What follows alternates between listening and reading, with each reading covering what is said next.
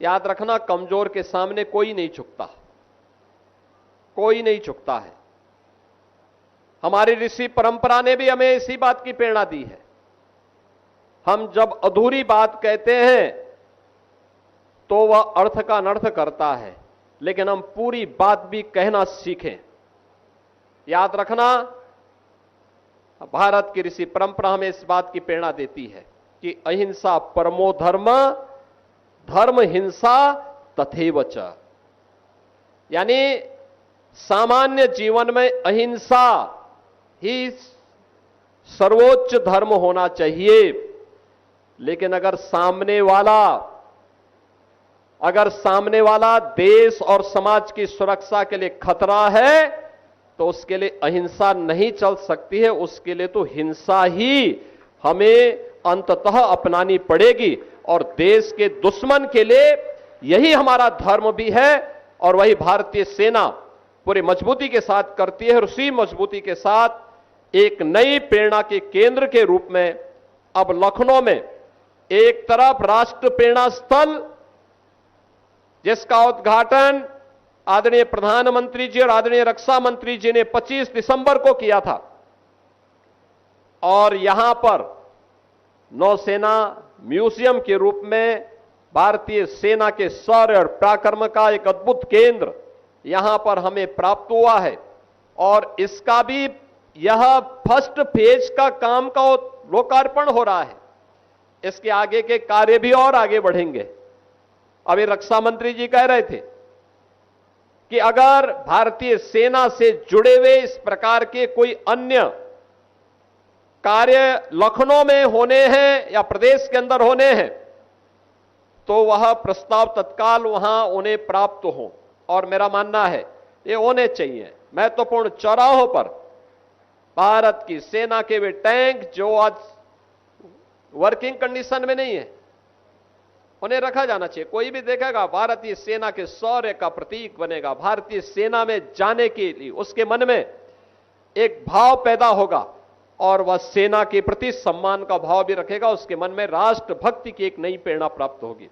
और याद रखना, राष्ट्रभक्ति से बढ़कर के कुछ भी नहीं हो सकता है। हमें इस बात को हमेशा अपने जीवन में ध्यान रखना होगा। मैं इस नौसेना वाटिका के लिए एक बार फिर से भारतीय नौसेना को हृदय से धन्यवाद देता हूं। माननीय रक्षा मंत्री जी के प्रति हृदय से आभार व्यक्त करते हुए लखनऊ वासियों को, प्रदेशवासियों को इस नौसेना वाटिका में के आज के इस लोकार्पण के अवसर पर हृदय से बधाई देते हुए अपनी वाणी को विराम देता हूं। धन्यवाद। जय हिंद। धन्यवाद माननीय, आपके सारगर्भित प्रेरणादायी उद्बोधन के लिए।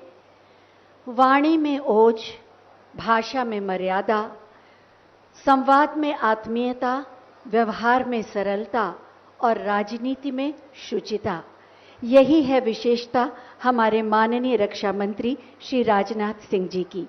मैं बहुत ही आदर के साथ उनसे अनुरोध करूंगी कि अपने आशीर्वचनों से हमें अनुग्रहित करें। आप सबकी जोरदार तालियों के प्रणाम के साथ।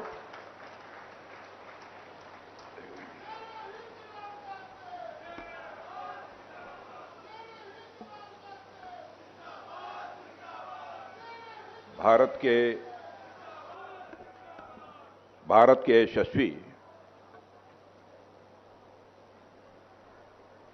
के यशस्वी मुख्यमंत्री मैं बोलने जा रहा था। उत्तर प्रदेश के यशस्वी मुख्यमंत्री श्रीमान योगी आदित्यनाथ जी, उप मुख्यमंत्री श्री केशव प्रसाद जी मौर्य, उप मुख्यमंत्री Shri Brajesh ji Pathak, admiral Dinesh Kumar Tripathi chief of naval staff, Shri Jaiveer Singh पर्यटन एवं संस्कृति मंत्री, डॉक्टर दिनेश शर्मा सांसद, श्री ब्रजलाल जी सांसद, lieutenant general Anind Sen Gupta army commander, Shrimati Sushma Kharakwal महापौर, अन्य सभी विधायकगण, और ये यहाँ के स्थानीय विधायक कौन है? राजेश्वर सिंह है। राजेश्वर सिंह जी यहाँ के स्थानीय विधायक। अब मैं सभी विधायकों का नाम नहीं ले रहा हूँ। और यहाँ मौजूद सारे हमारे सेना के अधिकारी और उत्तर प्रदेश प्रशासन के सभी अधिकारी वर्ग और यहां मौजूद मेरे सभी सम्मानित बहनों एवं भाइयों, सबसे पहले मैं नौसेना शौर्य वाटिका के उद्घाटन के अवसर पर उत्तर प्रदेश और विशेषकर लखनऊ की जनता को अपनी तरफ से हार्दिक बधाई देता हूं। बहनों भाइयों, लखनऊ में आप सबके बीच आना, आप सबसे मिलना हमेशा मुझे बहुत ही अच्छा लगता है और इच्छा यही रहती है कि लखनऊ के लिए, आप लोगों के लिए जो कुछ भी बन सके अपने तय मैं वह करूं और करने की अपनी तरफ से भरपूर कोशिश भी करता हूं।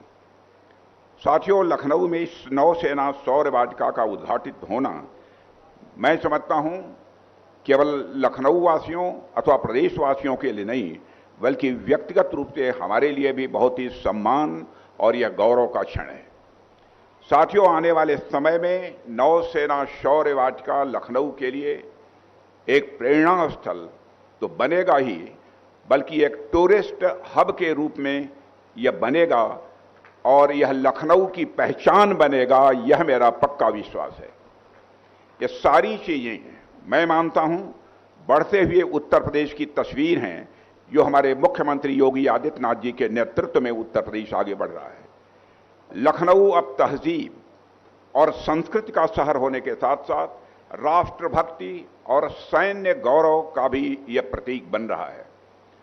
साथियों, उत्तर प्रदेश जिस तरह से विकास के रास्ते पर तेजी से आगे बढ़ रहा है, उसे आज हम सभी देख रहे हैं और हम सभी जानते हैं कि कभी उत्तर प्रदेश की पहचान गुंडा राज और बिगड़े हुए लॉ एंड ऑर्डर से होती थी। लोग भय से जीते थे, डर में अपनी जिंदगी गुजारते थे। इन्वेस्टर्स यानी भारत से यदि कोई निवेशक आकर यहां पर पूंजी निवेश करना चाहता है तो वह भी यहां आने से कतराता था कि उत्तर प्रदेश में लॉ एंड ऑर्डर की सिचुएशन बद से बदतर है, इसलिए वहां पर मैं निवेश करूंगा तो गुंडों के द्वारा, बदमाशों के द्वारा हमें परेशान किया जाएगा। लेकिन आज का उत्तर प्रदेश मैं ही से स्वीकार नहीं करता हूं, बल्कि सारा हिंदुस्तान स्वीकार करता है कि बहनों भाइयों बदल चुका है। One district one mafia, Uttar Pradesh की ऐसी हालत हो गई थी, वन डिस्ट्रिक्ट वन माफिया के लिए यह उत्तर प्रदेश जाना जाने लगा था। लेकिन प्रदेश आज वन डिस्ट्रिक्ट वन प्रोडक्ट के लिए जाना जा रहा है, यह सबसे बड़ी विशेषता है। और यह परिवर्तन किसी वजह से नहीं, बल्कि उत्तर प्रदेश के जनप्रिय मुख्यमंत्री श्री योगी आदित्यनाथ जी के मजबूत नेतृत्व का यह नतीजा है, यह मैं मानता हूं। और उन्होंने जिस तरह से प्रदेश की कानून और व्यवस्था को संभाला है, मैं मानता हूं कि अपने में वह एक मिसाल है। यह कोई साधारण बात नहीं है।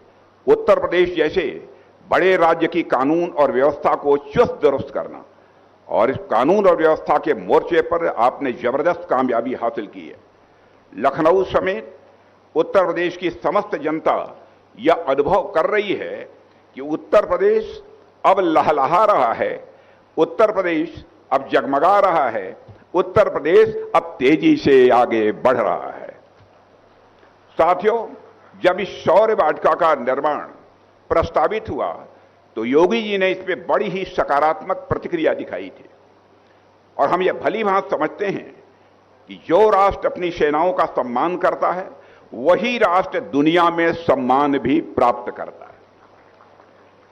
और इस भाव को योगी जी ने अपने व्यक्तिगत हस्तक्षेप से इकाना स्टेडियम के पास और गोमती वेटलैंड से सटी यह प्राइम लोकेशन इस परियोजना के लिए उपलब्ध कराई है।